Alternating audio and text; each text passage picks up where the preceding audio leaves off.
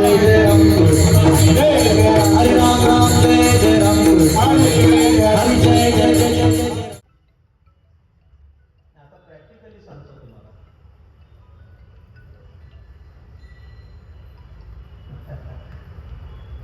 सांगू म्हणतात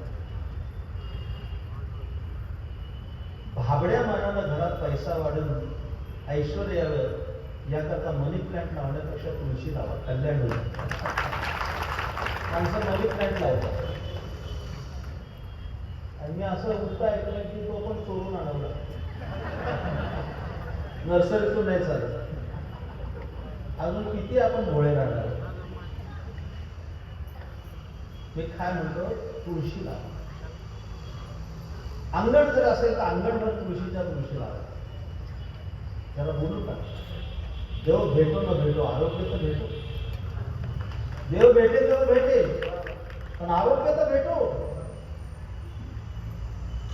चला जरासा एखादा दृष्टांत सांगतो म्हणजे बरं होईल. त्याला शुष्क तत्वज्ञान सांगितलं. 8:30ला पण काही समाधिस्थ होती. गोष्ट सांगतो. चला, एखादी आजीबाई घरी जाऊन आपल्या नातवाला सांगितली गोष्ट ऐकून आली. रामायणातली गोष्ट आहे, तिकडे लक्ष द्या. सीतामाईच्या शुद्धीकरता प्रभू रामचंद्रांनी मारुतीरायाला पाठवलं लंकेत. मारुतीराय पण गेले, पण जाताना प्रभू रामचंद्र म्हणाले, तू लंकेत जातोय, तुला चहा पी लागला तर एक घर आहे. तो पीत होता का नाही हा भाग वेगळा, पण आधुनिक रामायणात सांगायला काय अडचण असावी. मारुतीराय आले, सीतामाईचा शोध लागला, अशोक वाटिकेचा विध्वंस झाला. मारुतीरायाला करणे नाही, कारण लंकेत भजन नाही. भजन कोण करणार, सगळेच राक्षस. तर त्यांना असं वाटलं की रामरायांनी सांगितलं की एक घर आपलं आहे तिथं जावं. पण परत मारुतीने विचार केला की पत्ताही आणला नाही, मोबाईल नंबर पण आणला नाही. किती कोट्यावधी घरं लंकेत, पण बुद्धिमत्ताम वरिष्ठ. मारुतीने एक उड्डाण केलं आणि एक प्रदक्षिणा लंकेला घातली. अचूक एका राजवाड्यापुढे आले आणि त्या राजवाड्यापुढे उतरून आत गेले. तो भक्तराज विभीषण महाराजांचा राजवाडा होता. विभीषण महाराज रामरायाची पूजाच करत होते. रामरायाची मूर्ती लंकेत बघून त्यांना आनंद झाला. त्यांनी भुभुकार केला, जय श्रीराम. विभीषणाने मागे वेळी म्हणले, जय हनुमान. काय आनंद झाला, कडकडून मिठी मारली.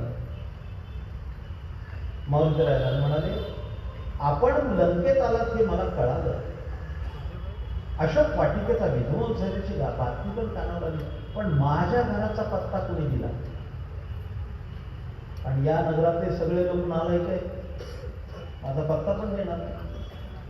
म्हणजे मी कुणालाच विचारलं नाही. मग गुगल बघितलं. सध्या सोपं झालं, त्याने गुगल पण नाही बघितलं.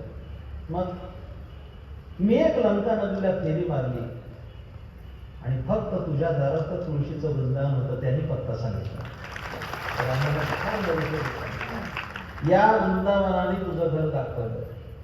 सोपं सांगू का एकदम, ज्याच्या दारात तुळशीचं वृंदावन आहे ते सज्जनाचं घर, आणि ज्या दारात तुळशीचं झाड नाही ते राक्षसाचं घर. एवढं करावं तरी तुळशी लावा, फार फार उपयोग होईल. म्हणून वारकरी संप्रदायाने दीक्षा देताना तुळशीच्या काष्टाची माळा घालण्याचा परिपाठ आणि दंड टाकला. वारकरी व्हायचं म्हणजे गळ्यात तुळशीची माळ पाहिजे. इकडे लक्ष द्या, सांगतो पुढे मी आहे अजून हातात माझ्या वेळ. इथेच उल्हासनगर मराठा सेक्शनला राहत होतो आम्ही. माझे वडील क्लास 1 ऑफिसर होते. आमच्याकडे शिवाजी बुवा त्यावेळेस चांदोबा यायचा.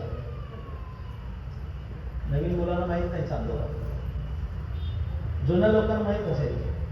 चांदोबा नावाचं एक मासिक होतं लहान मुलांचं, चंपक होतं. चांदोबा होता, 60 पैसे किंमत होती त्याची. आता तो निवडणुकीच्या आड गेला. आता चांदोबा कुठे आहे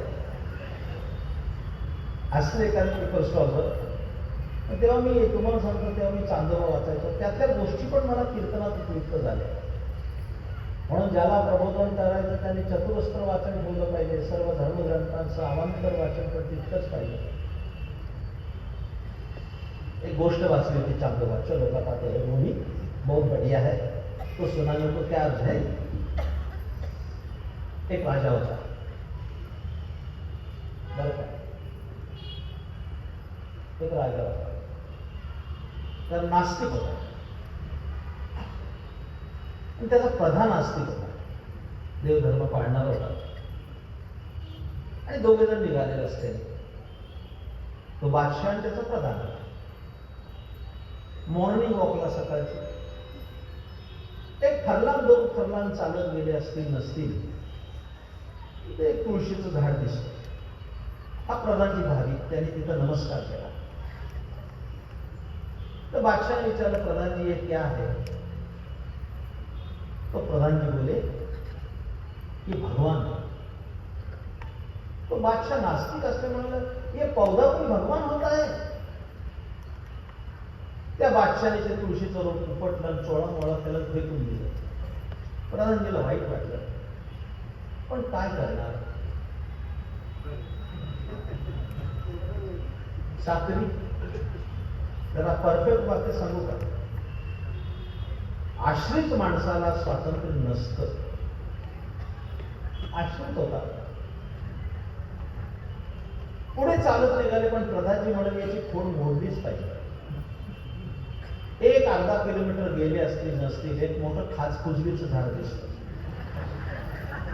त्या प्रधानजीने आडवा नमस्कारच घातला, साष्टांग असा आडवा झोपला. त्या बादशाहने विचारलं, अभी ये क्या है भगवान. ये उससे भी बड़ा भगवान है. वो गया छोटा भगवान, ये बड़ा भगवान. आता बादशाहला मगाचा चेव होताच. त्याने ते खाचखुजलीचं झाड तर उपसलं, त्याचा चोळा मोळा केला आणि फेकून दिलं. पुढे काय झालं सांगितलंच पाहिजे. त्या खाचखुजलीची जी तुसं पडली आतमध्ये आणि जी आग लागली, टराटरा खाजवाण्याचा बादशाह. आग झाली, मोठा दरड.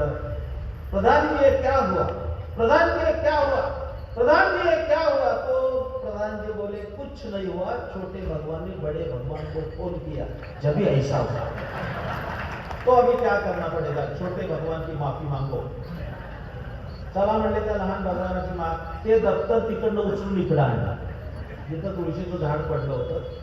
आणि प्रधानजीला त्याचे औषधी गुण माहीत होते. त्याने ते रोप उचललं, त्याचा रस काढला आणि तुळशीच्या पानाचा रस बादशाच्या अंगाला लावला. त्याची आग शांत झाली. त्यांनी देवाला हात जोडले. दृष्टांत संपला.